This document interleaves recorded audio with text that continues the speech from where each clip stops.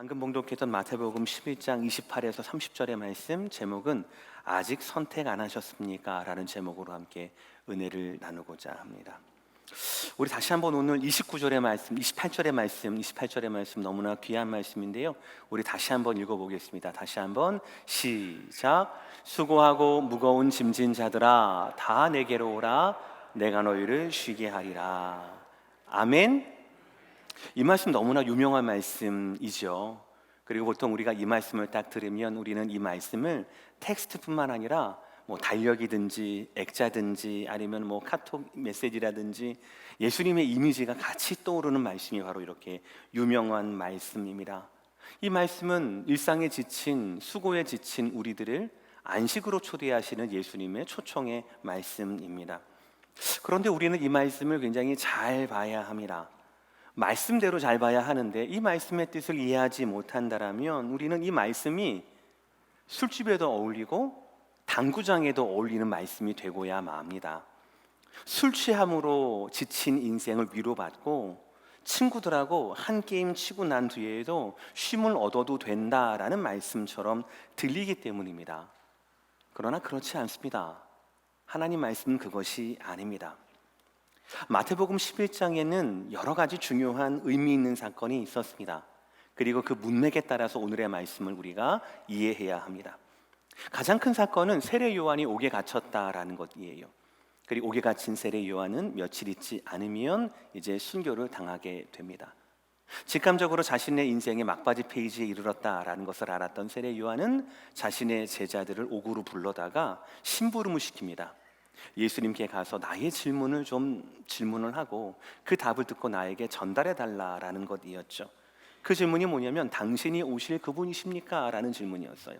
즉 당신이 진짜 그리스도, 진짜 메시아, 진짜 구원자이십니까? 라는 것이에요. 아마 세례 요한이 믿음이 약해졌다라기보다는 삶의 마지막 순간에 확인하고 싶었던 그런 부분이 있었던 것 같습니다. 그랬더니 예수님께서 세례 요한의 제자들에게 자신이 그동안 하셨던 기사와 이적들 그리고 하나님 나라가 이미 왔다라는 메시지를 전하시면서 내가 바로 그다라고 확인시켜 주시죠. 그리고 세례 요한을 향하여서 제자들에게 이렇게 축복을 하십니다. 여자가 낳은 자 중에 세례 요한보다 큰 자가 없다라는 말씀을 해 주시죠. 그러니까 세례 요한은 하나님께서 이 시대에 보내신 마지막 선지자로서 그 역할을 충분히 감당하셨다라는 인정이었습니다. 축복이었습니다. 그런데 문맥은 좀 약간 다르게 말씀합니다. 이후에요. 이어서 예수님은 사람들을 향하여 뜻밖의 말씀을 하십니다. 세례 요한에게는 축복을 하셨지만 다른 사람들에게는 저주를 하십니다. 21절 말씀 제가 읽을게요. 화 있을진저 고라시나 화 있을진저 벳세다야 너희에게 행한 모든 권능을 두로와 시돈에게 행하였더라면 그들이 벌써 베옷을 입고 제에 앉아 회개하였으리라. 고라신, 벳세다, 예수님의 저주의 대상이었던 저곳은 마을 이름이었습니다. 지방 이름이었습니다. 그런데 고라신과 벳세다는 예수님께서 가르침을 많이 베풀고 기사와 이적이 많이 행해졌던 곳이 바로 고라신과 벳세다라고 하는 지역이었어요. 게다가 벳세다는 베드로 있지 않습니까? 베드로의 고향이기도 했고요. 오병이어 사건 아시죠? 그것이 바로 벳세다 들판에서 이루어진 사건이었습니다. 그러니까 다른 어떤 것보다도 굉장히 벳세다와 그리고 고라신은 예수님의 사역이 폭발적으로 이루어졌던 곳이었다라는 것이죠. 근데 문제는 무엇입니까? 그런 지역이 회개하지 않는다라는 거예요. 그런 지역이 예수님의 이적과 예수님의 말씀을 충분히 들었던 그런 지역이 돌이키지 않는다라는 거예요. 그래서 차라리 시돈과 두로라고 하는 것은 바로 뭐냐면 저 멀리 떨어진 지방을 말하는 겁니다. 만약에 이 가까운 곳이 아니라 저 멀리 떨어진 지방이 너희와도 같은 그런 기사와 이적이 베풀었더라면 그들은 회개했을 텐데 너희는 어찌 된 영문인지 그렇게 많은 은혜를 받고도 은혜를 지키지 못하고 그 은혜 가운데 회개하지 못하는구나 라고 야단하시는 거예요. 그리고 또 장면이 그 흐름이 좀 별안간 또 달라집니다. 별안간 예수님은 하나님께 감사 기도를 드립니다. 25절 말씀이에요. 그때에 예수께서 대답하여 이르시되 천지의 주제이신 아버지여 이것을 지혜롭고 슬기 있는 자들에게는 숨기시고 어린아이들에게는 나타내심을 감사하나이다. 하나님 앞에 감사의 기도를 드리는 거예요. 세례 요한을 축복하시고 고라신과 벳세다를 저주하시고 그리고 아버지 하나님께 감사 기도를 드리는 겁니다. 그런데 그 기도의 내용이 무엇입니까? 네, 구원의 주권은 전적으로 감출 자에게는 감추시고 드러날 자에게는 드러내시는 것은 전적으로 맞습니다. 하나님의 영역입니다. 하나님의 주권입니다. 그 하나님의 일하심에 나는 감사합니다라는 말씀이에요. 똑똑해서 구원 얻는 것이 아니라 내 옆집이 베드로 집이기 때문에 내 그 영향으로 내가 구원 얻는 것이 아니라, 구원 얻는 것은 똑똑하고 지혜로운 자에게는 감추어져 있지만 어린 아이처럼 순진하고 어린 아이처럼 하나님의 말씀에 의존적인 그런 영혼들이야말로 하나님의 말씀을 받고 하나님의 나라를 누리게 된다라는 말씀이라는 거예요. 그리고 이 말씀 다음에 문맥이 바로 오늘의 본문이에요.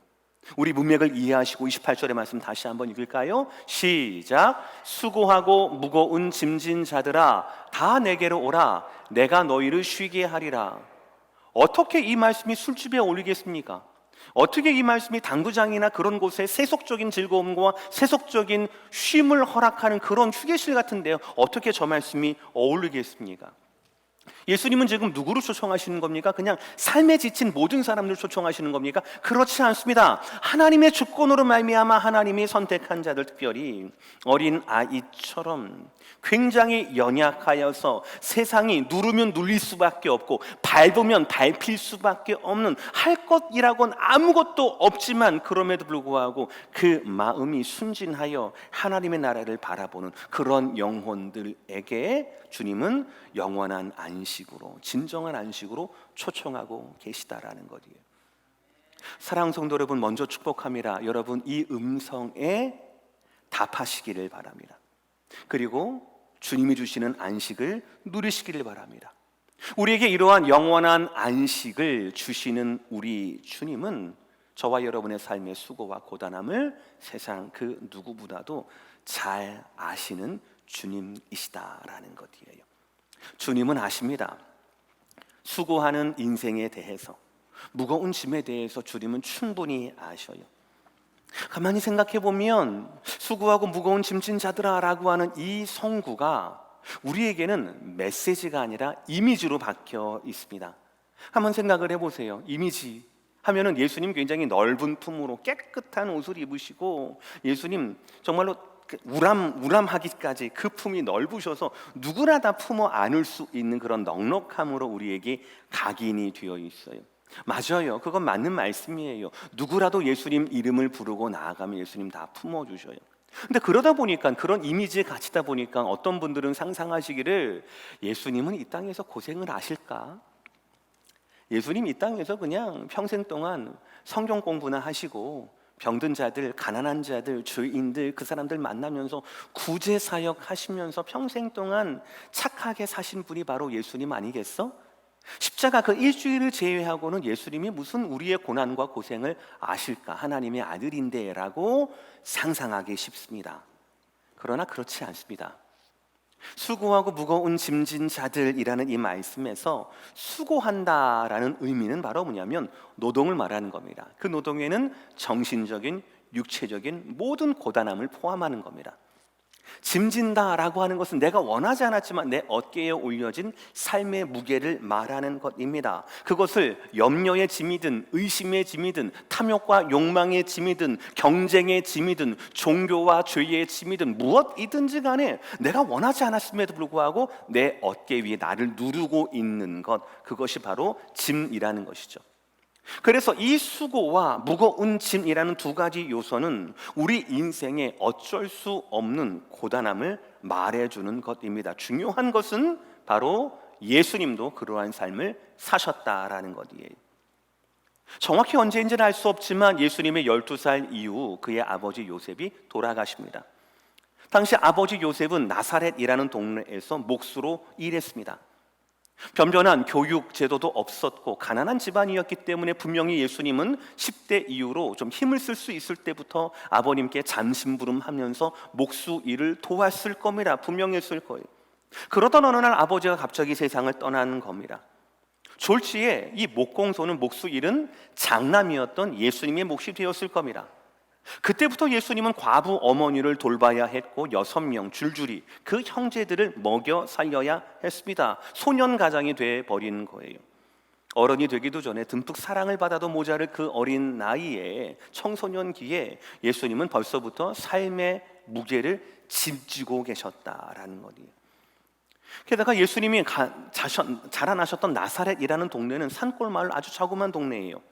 주석을 보니까 어떤 분은 예수님 당시 나사렛이라는 곳이 너무나 작아서 그 인구가 100명이 안 됐다라는 주장을 하시기도 했습니다. 그런 자그마한 곳에 목공소가 있으니 그게 뭐 제대로 밥벌이가 되겠습니까? 목공소가 돈이 되려면, 운영이 되려면 어떻게 되는가? 부잣집이 있어야 돼요. 부잣집이 있으면서 서로 경쟁하듯이 너 침대 사왔어? 난 소파 사왔어. 소파 사왔어? 우리 냉장고 사왔어. 이렇게 하면서 바꿔가면서 이렇게 좀 값비싼 물건들을 주문하고 그렇게 채워놔야 그것 때문에 목공소가 좀 윤택하게 살 수가 있겠죠. 그러나 백가구가 되지도 않는 이 나사렛은 애초에 그런 동네가 아니었습니다. 그런 곳에서 아무런 비전도 없고 비즈니스적인 그런 플랜이 없는 그런 곳에서 예수님은 30살까지 가장으로서 어머니와 수많은 형제들을 먹여 살려야 했다라는 것이죠. 목수라는 누구보다도 고된 노동의 수고가 소년 가장이라는, 그리고 쉽게 벗을 수 없는 그 짐이 예수님의 유소년기와 30년을 지배하고 억눌렀다라는 것이에요. 공생애 때는 좀 달랐을까요? 공생애 때는 예수님 좀 편안하셨을까요? 아니요, 천만의 말씀이에요. 예수님의 공생애는 무엇으로부터 시작을 했습니까? 광야에서의 굶주림으로부터 시작을 했어요. 하나님 나라의 복음을 전하는 것과는 별개로 예수님 스스로 말씀하시기를 여우도 굴이 있지만 나는 머리 둘 곳이 없다라고 말씀하시는 떠돌이 생활이었습니다. 가는 곳마다 하나님 나라를 전하지만 가는 곳마다 그 당대에 가장 큰 권세를 가졌던 자들의 방해와 시비거리, 살해 위협에 시달렸던 것이 3년의 예수님의 공생애였어요. 그분의 몸만 불편했습니까? 마음은 좀 편안하셨을까요? 하나님과 기도할 때만은 안식을 누리고 편안하셨겠지만 제자들을 바라볼 때는 어떻겠습니까? 제자들은 어떻게든 예수님을 통하여서 팔자 한번 고쳐보겠다라고 하는 아주 고약한 자들이었어요. 예수님 마지막은 어때요? 결국에는 그들 제자 모두에게 버림을 받고 자기의 무덤도 아닌 남의 무덤에 장사되었던 것, 이것이 바로 예수님 자연인으로서의 33년 동안의 예수님의 삶 아니었습니까? 가만히 보면 예수님만큼 사연 많은 삶은 없습니다. 그런 예수님께서 저와 여러분, 그런 예수님께서 오늘 말씀하신 인생의 본질이라고 하는 수고와 무거운 인생의 짐에 대해서 모르고 하시는 말씀일까요? 결코 그렇지 않습니다. 예수님은 아셔요. 너무나 잘 아십니다. 그런 주님께서 우리를 진정한 안식으로 초청하고 계시다라는 것이에요. 그런데 여러분 잊지 마십시오. 예수님이 초청하신 그 안식은, 참된 안식은 쉬는 데서 얻어지는 것이 아니라 예수님에게서만 얻어진다라는 사실이 바로 오늘의 진리입니다. 오늘 말씀 28절 29절을 다 함께 읽으실 텐데요, 여러분들 하이라이트한 부분을 좀 더 강조해서 읽으시길 바랍니다. 다 함께 천천히 읽겠습니다. 시작. 수고하고 무거운 짐진 자들아 다 내게로 오라. 내가 너희를 쉬게 하리라. 나는 마음이 온유하고 겸손하니 나의 멍에를 메고 내게 배우라. 그리하면 너희 마음이 쉼을 얻으리니. 주님께 향하는 것, 이것이 진정한 쉼의 시작이라는 것, 이것이 오늘 말씀이에요. 주님께 향하는 것이 진정한 쉼이에요. 말씀을 잡아야 합니다. 이미지가 아니라 메시지를 붙들어야 합니다. 수고하고 무거운 짐진 자들을 부르시는 주님의 목적은 당연히 그들에게 쉼을 주시려는 것입니다. 그러나 이 쉼은 우리가 생각하는 것처럼 잠깐 짐을 내려놓고 술 마시고 당구 치고 하는 것이 아닙니다. 그 잠깐의 쉼이 아니에요. 그 쉼은 예수님을 향해야만 얻을 수 있는 영원한 쉼을 말하는 거예요. 또 쉬어야 하는 쉼이 아니라 영원한 쉼을 말한다라고요. 마태복음에서요, 수고와 짐은 비유적으로 우리의 인생을 말합니다. 그러나 더 정확하게는 그 당시 유대인들이 당했던 로마 제국이나 서기관과 바리새인들이나 그런 정치적, 군사적, 종교적, 율법적 모든 억압들을 말하는 것입니다. 당시 평범한 유대인들은 이중삼중의 억압을 당했습니다. 로마 제국으로부터 정치적 군사적 억압을 받았고요. 바리새인과 서기관들에게는 종교적 율법의 짐을 부여받았습니다. 과한 세금으로 괴로워했고요. 나라의 독립은 꿈도 꿀 수가 없었습니다.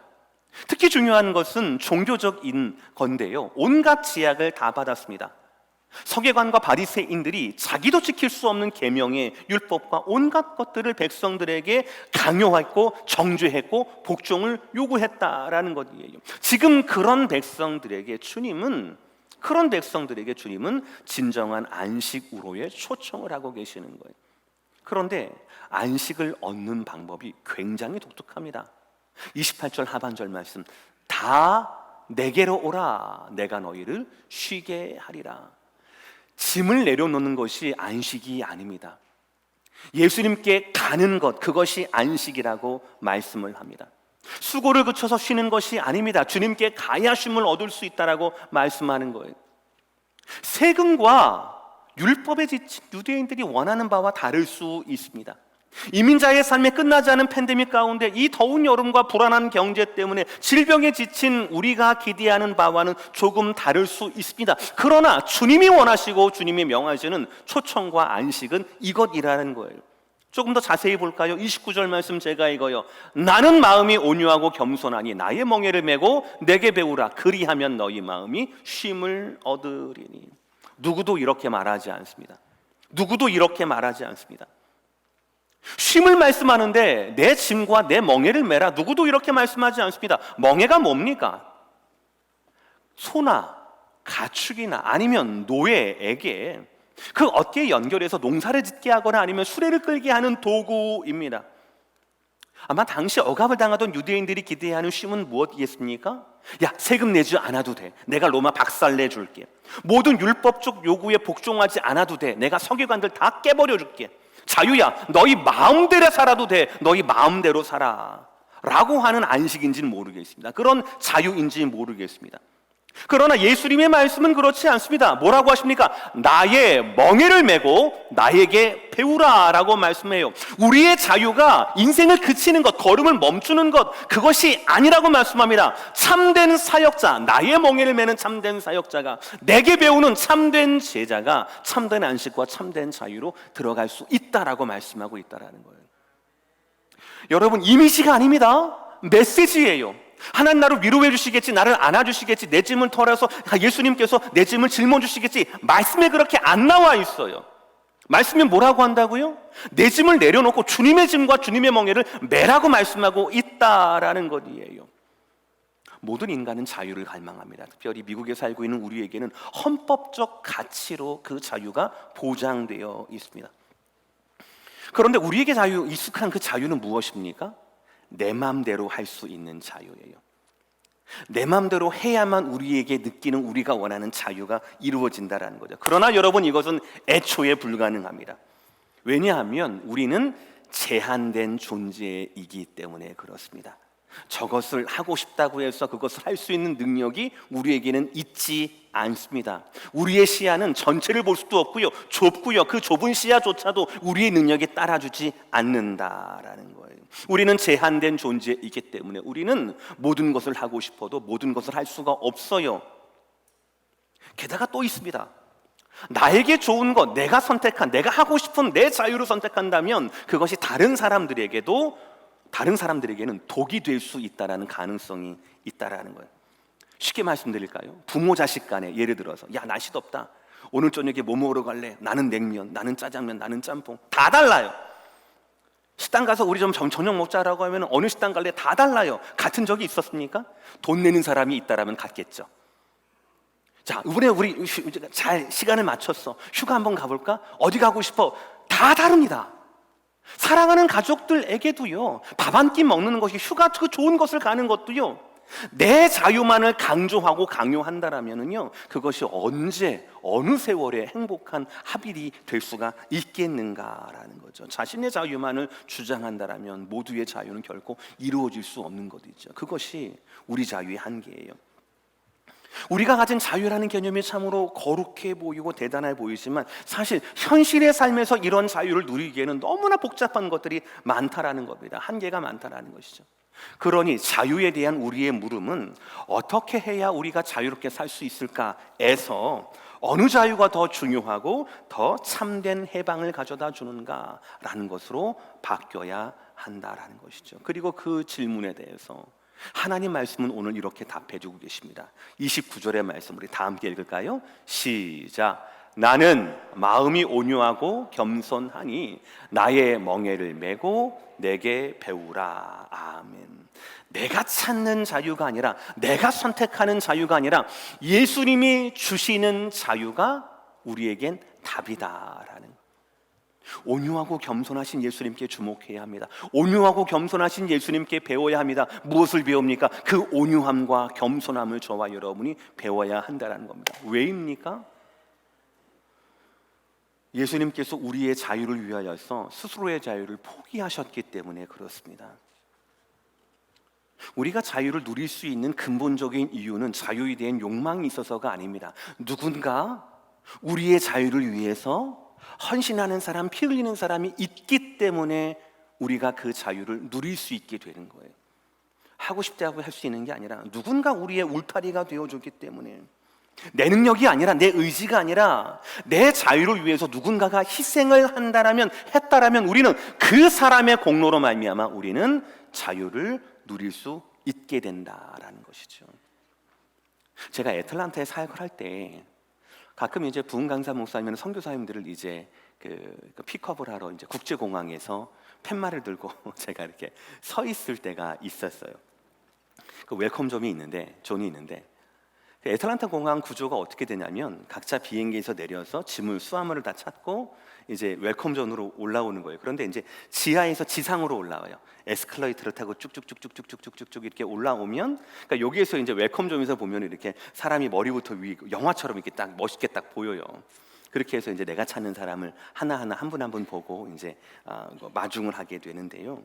처음에 굉장히 놀라운 장면을 제가 목격한 적이 있어요. 뭐냐면 누구라도 에스컬레이터에서 이렇게 타고 웰컴존으로 오는 분들 중에서 제복을 입은 군인들 있잖아요. 군인들이 올라오면 그 주위에 모든 사람들이 박수를 쳐주고 환영을 하는 거예요. 저는 처음에 이게 무슨 일인가, 처음 보는 거니까 무슨 일인가 잘 모르니까, 이 사람이 굉장히 유명한 사람인가? 아니면 이 사람 친구가 이렇게 많았나? 라고 생각을 했어요. 인싸인가? 막 이런 생각을 많이 했는데 보니까 다른 제복을 입은 사람들마다, 군인 제복을 입은 사람들마다 다 박수를 쳐주는 거예요. 나중에 알고 봤더니 굉장히 남부 보수적인 그 지역의 특색 때문에 자신을 위해서 헌신해주고 봉사해주는 제복 입은 군인들, 현역 군인들에게 감사의 표시로 이렇게 박수로 격려를 하는 그런 전통이 있더라고요. 어디서든지 굉장히 리스펙하고 하는 그런 전통이 있어서 제가 굉장히 감동을 받은 적이 있었습니다. 제가 한국에서 군 생활을 할 때 누구도 제복 입은 저를 향하여서 박수 쳐준 적은 없었거든요. 어머니조차 휴가를 딱 나오면 그래 이거 또 나왔니? 이렇게 좀 불편해하셨던 그 표정을 제가 읽은 적이 있는데, 근데 거기는 좀 다른 거예요. 이게 너무나 당연한 거잖아요. 우리가 세금을 낸다고 해서 미안함을 안 가질 건 아니잖아요. 무슨 말입니까? 자유함의 아이러니예요. 정작 자유를 누리는 사람은 자유의 소중함이 뭔지를 몰라요. 안 보이니까. 그런데 자유의 소중함을 아는 사람, 자유의 가치를 아는 사람은 어떤 사람입니까? 다른 사람, 이름도 알지 못하는 그 사람의 자유를 위해서 피를 흘려본 사람, 훈련을 해본 사람, 그럴 준비가 되어 있는 사람은 그 사람이 누리고 있는 자유의 가치가 무엇인지 분명히 알고 있다라는 것이에요. 예수님을 생각하십시오. 그분은 우리의 자유함, 우리의 생명을 위하여서 스스로 생명을, 자유함을 버리신 분이었습니다. 스스로의 몸을 찢어서 우리와 하나님을 화목하게 하신, 그 품으로 우리를 안아주신 분이었습니다. 예수님의 십자가 찢으심이 없었다라면 저와 여러분의 생명도 안식도 평화도 있을 수가 없지요. 그러므로 우리는 참된 안식과 자유를 얻기 위해서는 우리에게 생명을 주신 예수님의 십자가를 향해야 하고 예수님의 십자가를 바라봐야 한다라는 것이에요. 이제 말씀은 분명해졌습니다.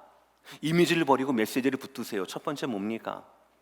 우리 주님은 인생의 고난과 고생을 누구보다 잘 이해하신다라는 것이고요. 두 번째는 무엇입니까? 진정한 자유와 안식은 바로 우리 주님을 향할 때에만 가능하다라는 것이지요. 이 두 가지 진리를 여러분 아멘하시고 이 두 가지 진리를 믿으신다라면 당연히 세 번째에 대한 질문을 답하셔야 합니다.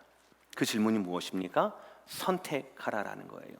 누구의 멍에와 누구의 짐을 지고 계신가라는 겁니다. 여러분, 먼저 말씀으로 축복합니다. 여러분의 이름으로 되어 있는 멍에와 짐을 내려놓으십시오. 그리고 쉽고 가벼운 우리가 배우고 따라야 할 주님의 멍에와 주님의 짐을 메십시오. 그 순간 여러분은 주님이 약속하신 영원한 자유와 참된 안식을 얻게 되실 것입니다. 세상 길, 세상 멍에, 세상 짐, 그걸 선택해서는 궁극적인 만족을 얻을 수가 없어요. 여러분 모두가 경험하신 사실이에요. 확인만 시켜드릴게요. 여러분의 삶을 통하여서 약간의 경제적인 자유를 얻으셨다고요. 축하드립니다. 감사한 일이지요. 그 얻기까지의 과정도 평탄하진 않으셨을 겁니다. 더 중요한 것이 무엇입니까? 지금 가지고 있는 것을 평생 동안 지켜야 한다라는 거예요. 물질만 지키면 되는 겁니까? 아니요. 천만의 말씀이요. 더 중요한 건 말씀드릴게요. 마음도 지키셔야 하는 겁니다. 내가 이룬 성공보다 내 옆에 사람이 더 많은 성공을 이루었다. 그러면 그것이 보임에도 불구하고 여러분들은 가진 것에 만족하고 행복해할 수 있겠습니까? 굉장히 어려운 것이죠. 성공을 하는 것도, 성공을 지키는 것도, 그 성공에 대한 마음을 지키는 것도 너무너무 어려운 것입니다. 쉽지 않습니다. 생각해 보세요. 세상 길, 세상 짐, 이 모든 세속적인 성공은 모두가 잠깐이에요. 여러분의 인생이 만약에 세속적인 것으로 성공하려면, 그 성공으로 만족되려면 반드시 그 성공은 여러분의 삶에서 매번 끊임없이 일어나야 한다라는 것이지요. 반복되어야 합니다. 그러나 그것이 가능합니까? 거의 불가능해요. 세상의 길을 가서는 여러분 이름으로 된 명예와 여러분의 이름으로 된 짐을 가져서는 여러분 결코 안식을 얻을 수 없다라는 말씀을 드리는 거예요. 이제는 선택하셔야 합니다. 여러분의 짐과 멍에를 끌으십시오. 내려놓으셔야 합니다. 거기에서 끝나는 것이 아니에요. 그리고 예수님이 여러분에게 지워주시는 멍에와 예수님의 짐을 메시기를 바랍니다. 중요한 것은 바로 뭐냐면, 내가 예수님 대신에 예수님의 짐을 메는 것이 아니라 예수님과 함께 그 길을, 그 멍에를, 그 짐을 짊어져야 한다라는 것이죠. 주님 약속하셨어요. 내가 세상 끝날까지 너희와 항상 함께 있으리라라고 말씀하셨어요. 사랑하는 성도 여러분, 짐의 무게에 또 다른 멍에를 지라고 겁내하지 마시고 그분의 함께 하심을, 그분의 인도하심을 믿고 신뢰하시고 주님이 마련하신 안식의 길로 나아가시기를 주의 이름으로 축복합니다. 이 말씀은 목사인 저에게도 정확히 해당이 됩니다. 제 능력으로 목회할 수가 없어요. 왜입니까? 제 능력이 일천하기도 하지만 본질적으로 이 짐은 제 짐이 아니기 때문에 그래요. 저는 그렇게 믿어요. 이 짐은 제 짐이 아니에요. 이 짐은 원래 주님의 짐이었습니다.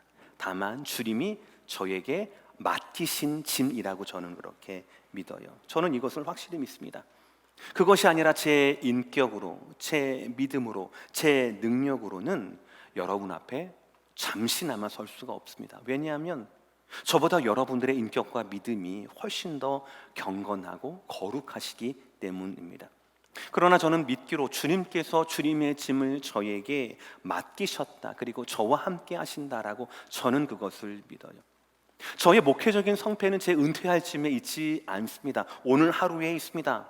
하루하루의 삶 가운데 제 멍에가, 제 짐이 제 힘으로 된 것이 아니라 주님의 이름으로 된 것임을 확인하고 그 모든 것들을 주님께 맡기는 것, 주님의 주인 되심을 고백하는 것, 거기에 제 목회의 승패가, 제 삶의 승패가 있다라는 것이죠. 물론 최선을 다하고 땀을 흘리지만 제 능력보다 더 중요한 것은 저를 부르시고 저와 함께 하시며 저를 이끌어 주시는 주님의 인도하심이고, 그리고 그 인도하심에 대한 제 순종의 여부가 된다라고 할 수가 있겠죠. 사랑하는 성도 여러분, 아직도 여러분의 삶을 여러분의 것이라고 생각하십니까? 아닙니다. 그것은 진짜 같은 착각이에요. 이제 여러분의 삶의 진짜 주인이신 예수님께 나아가십시오. 그리고 이제는 선택하십시오. 주님의 길에 주님과 함께 주님의 멍에를, 주님의 짐을 지시고 쉽고 가벼운 그리고 기쁜 걸음으로 주님의 안식을 향하여서 나아가시는 저와 여러분 모두가 되시기를 주의 이름으로 축복합니다.